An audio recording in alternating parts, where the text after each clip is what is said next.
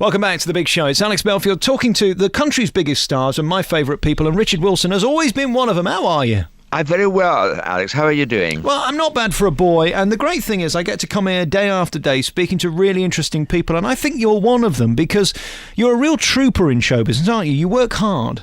I am, yes, I work quite hard, yeah, I suppose. But that's what we all want, isn't it? Yes, well, to be asked, I suppose, is nice. To be asked, yes. What are you? Are you an actor, a producer, a director? Because it seems like you dip your toes in Lovey Lake when you want to, but actually you're more curious about getting stuff on stage and making it look good. I'm an actor-director, or a director-actor. No, I'm an actor-director. Actor first and director second. But it's about 50-50, actually. Tell me about being selfless, because I don't understand that. How do you go to make a show look great via being a director, opposed to just standing on stage taking all the glory? Oh, yes. Well, I love working with actors. That's why I direct, and I've directed television and film, but I really like to direct in the theatre because that's when you get to work with the actors and rehearse the actors. And I just love work, especially with new writing. I'm an associate director at the Sheffield Crucible, and I loved working with new writing, and a new play and a group of actors it's a really exciting process. And in terms of the shows that you do, how picky are you? You won't do any old rubbish, will you? No. I mean, I'm always looking for new plays, and that's difficult to find good new writing. And another problem is that theatres put their brochures out a long way in advance. So at the moment I'm directing plays that have been done in London but not done in the provinces. So I did Polly Stenham's That Face in Sheffield, and I'm now going to do The Pride in Sheffield by Alexei K. Campbell. And these are plays that are having their English premieres. It's very interesting, the kind of shows you put on, and especially in the north. I mean, I've been to that theatre in Sheffield so many times, and what you've got to kind of do is break down the barriers of it being intimidating to the audience, because I have to admit, sometimes Shakespeare can be a bit much, can't it? Yes, I mean, we will do Shakespeare, but I think the public are by and large more ready to come to Shakespeare than they are to come to new plays. The public are very afraid of new writing. But I think there's a very good audience in Sheffield, and most of the new plays are in the small studio theatre. Do you think they're scared because a lot of it's rubbish? Is that half the problem, that they don't trust that they're going to get value for money with new plays? Yeah, I don't know. I think they just like to. They know they can trust Chekhov. They know they can just. I would rather see a new play than sit through another Ibsen, to be honest. Yes. There's nothing more dull than Brecht or Harold Pinter sometimes, is there? I mean, it's not that uplifting. No, absolutely. When I look at your CV, I mean, academia has played such a big part of your life. Does this make you a great actor, that you understand the science of acting and the science of putting theatre on? Because, I mean, you're a Shakespeare scholar, aren't you? No, I'm not a Shakespeare scholar. No, well, I wouldn't. That off the list. I would cross that off. Cross that off immediately. I've only done one Shakespeare, and that was Twelfth Night for the RSC. No, I'm not a Shakespeare scholar. I'm a scholar of acting, certainly, and doing Merlin has given me a lot of experience that I've never had of doing a sort of regular straight series, and that's been very exciting.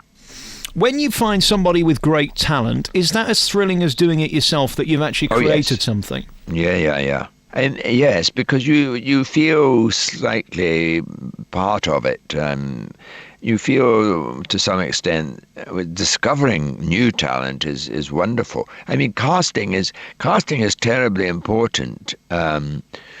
When you're casting a play, you've got to be it takes a long while. It takes 4 or 5 weeks casting to get the right cast in order. Because if you make a mistake, you're sort of lumbered. You can't get rid of them. And it's a very, very important process. And discovering new talent is very exciting. Now, you're not going to like this, but I'm going to say it anyway. Here's my take on acting. Are the greatest actors those that don't look like they're acting? Exactly. It is very difficult to give. I mean, the problem about acting in a big theatre is you've got to pitch it so that everyone in the theatre hears it, but it seems as though you're not just standing there shouting your head off. That's difficult. And that's a skill. And also the great skill of acting is to appear to be in the moment, to appear to be that you've never ever said it before. You're only saying it for the people who are sitting there. That is difficult, especially if you've been doing it for a very long time. All right, we're talking to Richard Wilson today. He's the star of so many things. Merlin, of course, the new DVD is out now, and we're going to get on to One Foot in the Grave, which we have to talk about because you were so brilliant at it. Back next with Richard Wilson.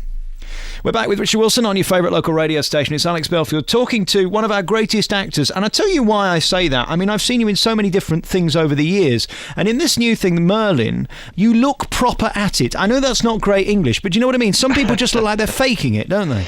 Well, I mean, that's very kind of you to say so, Alex. I'm thrilled. That's what we try and achieve. If that's what's coming across, that one's doing one's job. That's Simple great. as that.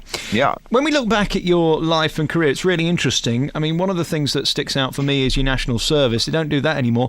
Is it worth it? Because I hear a lot of people say, oh, we should send the kids now for national service. That'll teach them a lesson. Did it teach you a lesson? Well, it was quite good for me. I'd never left home before. I'd never been away from home before, and I went to Singapore. It taught me a lot about, for example, I was suddenly thrust into a very international community, a community of black people, brown people, beige people, which I'd never experienced before. And that was very good. I loved it, but it's not. It doesn't work for everyone. And I was lucky in so much that at the time I was a medical laboratory technician. I was able to carry on my work in a hospital in Singapore. But for a lot of people, it was just 2 years out of their lives and out of their careers, which sometimes they were made to do things like being an infantryman is not going to be very helpful. Were you always different and strange and a bit odd? Because most actors are a little bit, aren't they? I don't know. I mean it in the nicest possible way, Richard. Well, I often say to young people who ask me about acting, get some life experience first. Don't leave school and go straight to drama school, because you've got to get some experience of the sort of the mores of society, of how we exist, and you don't get that from other actors, because we are peculiar in so much that we want to be other people from time to time. So you're right, we are slightly strange, but there's a lot of camaraderie in the business. It's not as bitchy as people make it out to be. Actors are very trusting of each other, and actors, speaking as a director, actors are pretty bright by and large. What I love about you is that you speak as you find. I notice you support things like Stonewall, and you've spoken many times politically for the Labour Party. You also support local theatre, and of course Sense is one of your charities. Is that always a bit dangerous? I wonder now in this PR world whether you better keep your mouth shut and just take the money and run. Well, no, I mean, what I feel is, of course, that it's good to be able to give something back. And because I had worked in medicine, a lot of the sort of charities I support are medical based. But no, I think it's when you get into something like 1 Foot or Merlin, you become a bit of a celebrity, if we use that word. If you can use that, I think one's got absolutely every right to use it if one wants to. I must talk to you about the Labour Party. Not going so well for them this year. How are our new coalition doing, Richard? Well, I mean, I'm very happy with the new Labour leader, Ed Miliband. I voted for Ed, and I think he's doing rather well, gradually getting settled. The coalition, well, we in the arts are very, very upset by the idea of having to deal with cuts, because theatre is one of Britain's great cultural assets, and to cut back on that seems crazy to me when it is such a huge national heritage. So we are not too happy about. We're not saying that we should be, not part of the cutting, but it seems a bit silly to take big chunks of money when the arts are, we need our funding so desperately. Are we going to pay the price in years to come, do you think, where we're going to wish that we had kept putting the amounts of money we have in the past? Because the chances are that people who had an opportunity perhaps 5 years ago or even today aren't going to get it in 5 years' time. Yes, I think that's right. And it's, there was a time when we were talking about free education, free universities. But that's now they're talking about. I'm not surprised at the demonstrations of students. Education is a right, and to be asked to pay thousands and thousands of pounds doesn't seem quite fair. When I went to drama school, I was funded by the London County Council. Tell you what we're going to do. We're going to take another piece of music, and we'll come back with our remaining moments with Richard Wilson.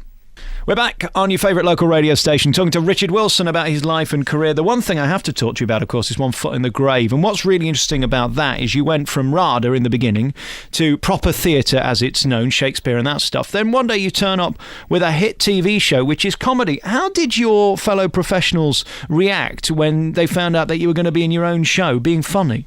Well, I did quite a lot of other comedy shows, situation comedies where I was in support, like Only When I Laugh and things like that. So when One Foot came along, and I was very lucky to work with Annette Crosby, who played my wife. But yes, it was a bit more responsibility having one's head above the title. I mean, people were very generous about it. People liked doing the show. We had lots of good guests, and they were very happy. Were you ever bothered that it almost overshadowed your past? Because, of course, TV's so there in your front room and it made you such a big star. Was there ever a period where you wanted to say, hang on, I'm a properly trained actor that's been doing this for many years before I ended up on BBC One? Well, no, I think, I realise that I am a sort of a character, a comic actor in a sense. That's what probably I'm best at. When you're working with material like David Renwick wrote for One Foot, it's a real privilege. It's a real privilege to have a go at that stuff. And it was wonderful. I had no regrets at all. And, of course, we all loved you for that saying, which I'm not going to get you to say, because, of course, people shouted that at you for years, didn't they? Yes. No, I don't go around saying it a lot. Don't blame you. And very finally, of course, where we're seeing you now is on the hit show Merlin, which has just gone gangbusters. Congratulations. Thank you very much. Yes, it's doing rather well. And we're doing rather well against things like X Factor on a Saturday night. We're getting very good figures, and it's being sold all over the world. Is it nice to be contemporary again? Does it matter to you that you're in a hit show, or would you rather actually just do good stuff regardless of the audience?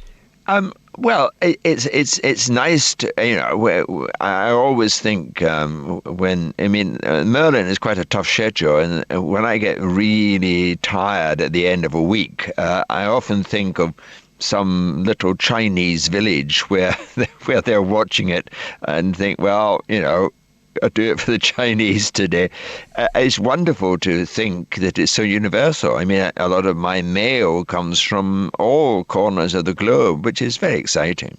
And getting through your day on that programme must be tough, because it's relentless, isn't it? And you're doing a lot in a short space of time. They get their money's worth out of you, don't they? Oh, yes. I mean, it's a 12-hour day most days, and then at the end of the 12-hour day, you have to go back and learn your stuff for tomorrow. So it's pretty hard on, full on. And those foreign fans, I know you mentioned them earlier, I understand they're very much into you in almost kind of a creepy, obsessive way. They turn up and even watch you just go to the bathroom or get in your caravan on set and stuff like that. Creepy. Yes. Well, it is a bit creepy. They turn up and they book rooms in the hotel we stay in Compiègne in France, and of course the hotel management have got no control over that, and they sit at the entrance to the castle, and some of them come in costume. Which is creepy. That's even worse. Yeah. Richard Wilson, thanks for coming on the programme. We wish you all the best and have a lovely Christmas. And to you, Alex. Thanks very much indeed. Thank you. Bye.